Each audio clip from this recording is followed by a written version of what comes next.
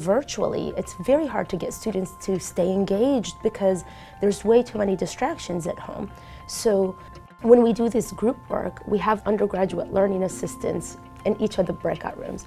And it is their job to kind of share their screen, annotate over their screen, and through a question and answer process, really get the students to engage. Even if they can't turn on their cameras, at least they unmute their mics and they tell the learning assistant or myself in each of these individual groups what to do next. So we pretend to be the learners and they are the teachers trying to help us and guide us through the process. Instead of just like didactically lecturing at them, we ask them to explain things to us, and that's helped so much engage the students. And I also use iClickers, and I don't know if it's like a live polling system. So I deliver questions to them no matter where they are. It just takes a screenshot of my computer, whatever the question is, and then that way I hear all student voices. It's not just about the few who are willing to share. It's about making sure that I can see everybody's answers, and I use those answers because it's like live polling. So it tells me, if I get like a distribution of grades, that tells me, okay, I need to talk about this a little bit more.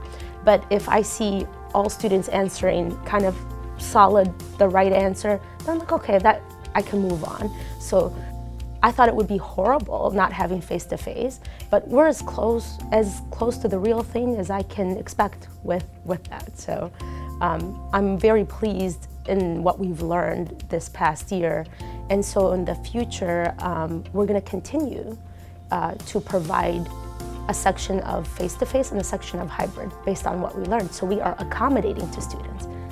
Those students that are non-traditional, that have kids at home, or that work all day, wouldn't it be more convenient for them to take our courses, but not just any old online course where they're learning on their own, but guided coursework where they can still get the group work, they can still get the professor facilitation, they can still get the learning assistant facilitation. So it's almost like the best way to do it online. We've figured it out this last year, and I'm very proud of being able to do that. So I'm excited in using that as a leverage to provide as many opportunities to our students as we possibly can, no matter what their background, no matter what their lifestyle, or like family life, or all these things. So we try to accommodate them, but still maintain standards. Chemistry is not one of those things that you just learn on your own. You need that facilitation.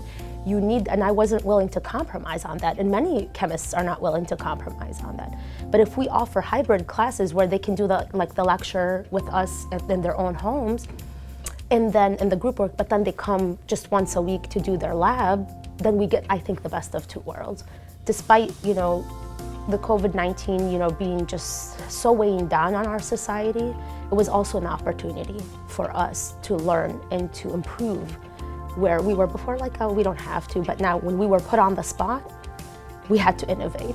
And as they say, need is the mother of all inventions, and I couldn't, that helped us really propel forward by volumes and as an institution and as a department. So my high school chemistry teacher, she was amazing. Till this day, I talk about her with my students, and I say, I'm not sure where I picked up this trick to balance reactions, but I'm pretty sure it was my high school teacher, more than even my college professors, because in high school, we are really taught about we're taught in small groups, whereas when you go to college, you kind of lose that personal touch sometimes, and you lose that connection with the professor. So I try not to do that. Even though I'm an instructor at the college level, I still want to keep that personal touch between my students and I, because of how important it was, and it got me interested in chemistry, And here I am today because of my high school teacher. It's kind of how karma goes. And one of my students emailed me a couple of years after she has taken my course. She was on active duty during my course and in my lab, and in the email she says, as a veteran now, she's done some work in developing veteran programs. She's worked in a lab since graduating here. And she said to me, you got me interested in science, and it was your class that got me thinking about what I wanted to do today, and just thank me. That was the most heartwarming experience ever, because At the moment I felt just like my high school teacher influenced me, here I am influencing other people. And that's why I say sometimes it's just that one person in your life that really can change the trajectory of the kind of person that you end up being or the kind of career you end up choosing. And so continuing that momentum is essential for me, kind of pay back that debt to society and keep going forward with it.